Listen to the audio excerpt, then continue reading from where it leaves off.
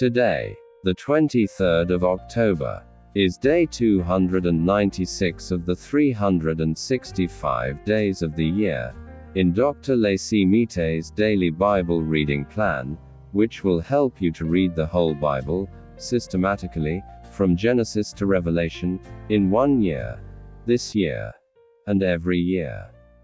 Today's Bible reading is from Mark chapter 14, chapter 15, and chapter 16. Mark chapter 14. It was now 2 days before the Passover and the feast of unleavened bread, and the chief priests and the scribes sought how they might seize him by deception and kill him. For they said, not during the feast, because there might be a riot amongst the people. While he was at Bethany, in the house of Simon the leper, as he sat at the table, a woman came having an alabaster jar of ointment of pure nard, very costly. She broke the jar and poured it over his head. But there were some who were indignant amongst themselves, saying, why has this ointment been wasted? For this might have been sold for more than 300 denarii and given to the poor. So they grumbled against her. But Jesus said, leave her alone. Why do you trouble her? She has done a good work for me. For you always have the poor with you, and whenever you want to, you can do them good. But you will not always have me. She has done what she could. She has anointed my body beforehand for the burying. Most certainly I tell you, wherever this good news may be preached throughout the whole world, that which this woman has done will also be spoken of for a memorial of her. Judas Iscariot, who was one of the 12, went away to the chief priests, that he might deliver him to them. They, when they heard it, were glad, and promised to give him money. He sought how he might conveniently deliver him. On the first day of unleavened bread, when they sacrificed the Passover, his disciples asked him, where do you want us to go and prepare that you may eat the Passover? He sent 2 of his disciples and said to them, go into the city, and there a man carrying a pitcher of water will meet you. Follow him. And wherever he enters in, tell the master of the house, the teacher says, where is the guest room, where I may eat the Passover with my disciples? He will himself show you a large upper room furnished and ready. Get ready for us there. His disciples went out, and came into the city, and found things as he had said to them, and they prepared the Passover. When it was evening he came with the 12. As they sat and were eating, Jesus said, most certainly I tell you, one of you will betray me, he who eats with me. They began to be sorrowful, and to ask him one by one, surely not I. And another said, surely not I. He answered them, it is one of the 12, he who dips with me in the dish. For the Son of Man goes as it is written about him, but woe to that man by whom the Son of Man is betrayed. It would be better for that man if he had not been born. As they were eating, Jesus took bread, and when he had blessed it, he broke it and gave to them, and said, take, eat. This is my body. He took the cup, and when he had given thanks, he gave to them. They all drank of it. He said to them, this is my blood of the new covenant, which is poured out for many. Most certainly I tell you, I will no more drink of the fruit of the vine until that day when I drink it anew in God's kingdom. When they had sung a hymn, they went out to the Mount of Olives. Jesus said to them, all of you will be made to stumble because of me tonight, for it is written, I will strike the shepherd, and the sheep will be scattered.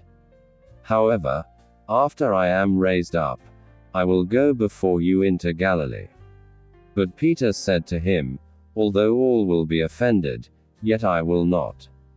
Jesus said to him, most certainly I tell you that you today, even this night, before the rooster crows twice, you will deny me 3 times. But he spoke all the more, "If I must die with you, I will not deny you." They all said the same thing. They came to a place which was named Gethsemane. He said to his disciples, "Sit here while I pray." He took with him Peter, James, and John, and began to be greatly troubled and distressed. He said to them, "My soul is exceedingly sorrowful, even to death. Stay here and watch." He went forward a little, and fell on the ground, and prayed that if it were possible, the hour might pass away from him. He said, "Abba, Father, all things are possible to you. Please remove this cup from me. However, not what I desire, but what you desire." He came and found them sleeping, and said to Peter, "Simon, are you sleeping? Couldn't you watch 1 hour? Watch and pray, that you may not enter into temptation. The spirit indeed is willing, but the flesh is weak." Again he went away and prayed, saying the same words. Again he returned and found them sleeping, for their eyes were very heavy, and they didn't know what to answer him. He came the third time and said to them, "Sleep on now, and take your rest. It is enough, the hour has come. Behold, the Son of Man is betrayed into the hands of sinners. Arise, let's get going. Behold, he who betrays me is at hand." Immediately, while he was still speaking, Judas, one of the 12, came, and with him a multitude with swords and clubs, from the chief priests, the scribes, and the elders. Now he who betrayed him had given them a sign, saying, "Whomever I will kiss, that is he. Seize him," and led him away safely. When he had come, immediately he came to him and said, "Rabbi, Rabbi," and kissed him. They laid their hands on him and seized him. But a certain one of those who stood by drew his sword and struck the servant of the high priest, and cut off his ear. Jesus answered them, "Have you come out, as against a robber, with swords and clubs to seize me? I was daily with you in the temple teaching, and you didn't arrest me, but this is so that the scriptures might be fulfilled." They all left him, and fled. A certain young man followed him, having a linen cloth thrown around himself over his naked body. The young men grabbed him. But he left the linen cloth and fled from them naked. They led Jesus away to the high priest. All the chief priests, the elders, and the scribes came together with him. Peter had followed him from a distance, until he came into the court of the high priest. He was sitting with the officers, and warming himself in the light of the fire. Now the chief priests and the whole council sought witnesses against Jesus to put him to death, and found none. For many gave false testimony against him, and their testimony didn't agree with each other. Some stood up and gave false testimony against him, saying, "We heard him say, 'I will destroy this temple that is made with hands, and in 3 days I will build another made without hands.'" Even so, their testimony didn't agree. The high priest stood up in the middle, and asked Jesus, "Have you no answer? What is it which these testify against you?" But he stayed quiet, and answered nothing. Again the high priest asked him, "Are you the Christ, the Son of the Blessed?" Jesus said, "I am. You will see the Son of Man sitting at the right hand of power, and coming with the clouds of the sky." The high priest tore his clothes and said, "What further need have we of witnesses? You have heard the blasphemy. What do you think?" They all condemned him to be worthy of death. Some began to spit on him, and to cover his face, and to beat him with fists, and to tell him, "Prophesy." The officers struck him with the palms of their hands. As Peter was in the courtyard below, one of the maids of the high priest came. And seeing Peter warming himself, she looked at him and said, You were also with the Nazarene, Jesus. But he denied it, saying, I neither know nor understand what you are saying. He went out on the porch, and the rooster crowed. The maids saw him and began again to tell those who stood by, This is one of them. But he again denied it. After a little while again those who stood by said to Peter, You truly are one of them, for you are a Galilean, and your speech shows it. But he began to curse and to swear, I don't know this man of whom you speak. The rooster crowed the second time. Peter remembered the words that Jesus said to him, Before the rooster crows twice, you will deny me 3 times. When he thought about that, he wept. Mark chapter 15. Immediately in the morning the chief priests, with the elders, scribes, and the whole council, held a consultation, bound Jesus, carried him away, and delivered him up to Pilate. Pilate asked him, Are you the king of the Jews? He answered, So you say. The chief priests accused him of many things. Pilate again asked him, Have you no answer? See how many things they testify against you. But Jesus made no further answer, so that Pilate marveled. Now at the feast he used to release to them one prisoner, whomever they asked of him. There was one called Barabbas, bound with his fellow insurgents, men who in the insurrection had committed murder. The multitude, crying aloud, began to ask him to do as he always did for them. Pilate answered them, saying, Do you want me to release to you the king of the Jews? For he perceived that for envy the chief priests had delivered him up. But the chief priests stirred up the multitude, that he should release Barabbas to them instead. Pilate again asked them, What then should I do to him whom you call the king of the Jews? They cried out again, Crucify him. Pilate said to them, Why, what evil has he done? But they cried out exceedingly, Crucify him. Pilate, wishing to please the multitude, released Barabbas to them, and handed over Jesus, when he had flogged him, to be crucified. The soldiers led him away within the court, which is the praetorium, and they called together the whole cohort. They clothed him with purple, and weaving a crown of thorns, they put it on him. They began to salute him, Hail, King of the Jews! They struck his head with a reed and spat on him, and bowing their knees, did homage to him. When they had mocked him, they took the purple cloak off him, and put his own garments on him. They led him out to crucify him. They compelled one passing by, coming from the country, Simon of Cyrene, the father of Alexander and Rufus, to go with them that he might bear his cross. They brought him to the place called Golgotha, which is, being interpreted, the place of a skull. They offered him wine mixed with myrrh to drink, but he didn't take it. Crucifying him, they parted his garments amongst them, casting lots on them, what each should take. It was the 3rd hour when they crucified him. The superscription of his accusation was written over him, the King of the Jews. With him they crucified 2 robbers, one on his right hand, and one on his left. The scripture was fulfilled which says, He was counted with transgressors. Those who passed by blasphemed him, wagging their heads and saying, Ha! You who destroy the temple and build it in 3 days. Save yourself, and come down from the cross. Likewise, also the chief priests mocking amongst themselves with the scribes said, He saved others. He can't save himself. Let the Christ, the King of Israel, now come down from the cross, that we may see and believe him.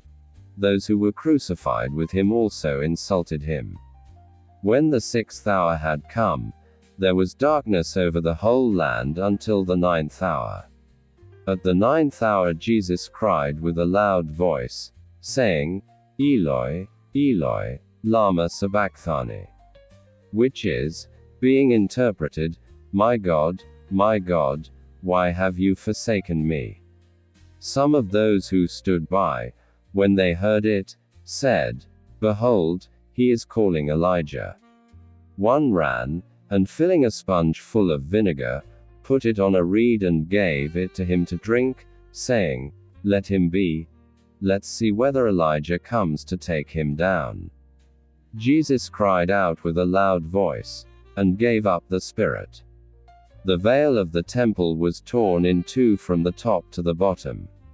When the centurion, who stood by opposite him, saw that he cried out like this and breathed his last, he said, Truly this man was the Son of God. There were also women watching from afar, amongst whom were both Mary Magdalene and Mary the mother of James the Less and of Joses, and Salome, who, when he was in Galilee, followed him and served him, and many other women who came up with him to Jerusalem. When evening had now come, because it was the preparation day, that is, the day before the Sabbath, Joseph of Arimathea, a prominent council member who also himself was looking for God's kingdom, came. He boldly went into Pilate, and asked for Jesus' body. Pilate was surprised to hear that he was already dead, and summoning the centurion, he asked him whether he had been dead long. When he found out from the centurion, he granted the body to Joseph. He bought a linen cloth, and taking him down, wound him in the linen cloth and laid him in a tomb which had been cut out of a rock. He rolled a stone against the door of the tomb. Mary Magdalene and Mary the mother of Joses, saw where he was laid. Mark chapter 16. When the Sabbath was past, Mary Magdalene, and Mary the mother of James, and Salome bought spices, that they might come and anoint him. Very early on the first day of the week, they came to the tomb when the sun had risen. They were saying amongst themselves, Who will roll away the stone from the door of the tomb for us? For it was very big. Looking up, they saw that the stone was rolled back. Entering into the tomb, they saw a young man sitting on the right side, dressed in a white robe, and they were amazed. He said to them, Don't be amazed. You seek Jesus, the Nazarene, who has been crucified. He has risen. He is not here. See the place where they laid him. But go, tell his disciples and Peter, he goes before you into Galilee. There you will see him, as he said to you. They went out, and fled from the tomb, for trembling and astonishment had come on them. They said nothing to anyone, for they were afraid. Now when he had risen early on the first day of the week, he appeared first to Mary Magdalene, from whom he had cast out 7 demons. She went and told those who had been with him, as they mourned and wept. When they heard that he was alive and had been seen by her, they disbelieved. After these things he was revealed in another form to 2 of them as they walked, on their way into the country. They went away and told it to the rest. They didn't believe them, either. Afterward he was revealed to the 11 themselves as they sat at the table. And he rebuked them for their unbelief and hardness of heart, because they didn't believe those who had seen him after he had risen. He said to them, Go into all the world and preach the good news to the whole creation. He who believes and is baptized will be saved, but he who disbelieves will be condemned. These signs will accompany those who believe. In my name they will cast out demons. They will speak with new languages. They will take up serpents. And if they drink any deadly thing, it will in no way hurt them. They will lay hands on the sick, and they will recover. So then the Lord, after he had spoken to them, was received up into heaven and sat down at the right hand of God. They went out and preached everywhere, the Lord working with them and confirming the word by the signs that followed. Amen.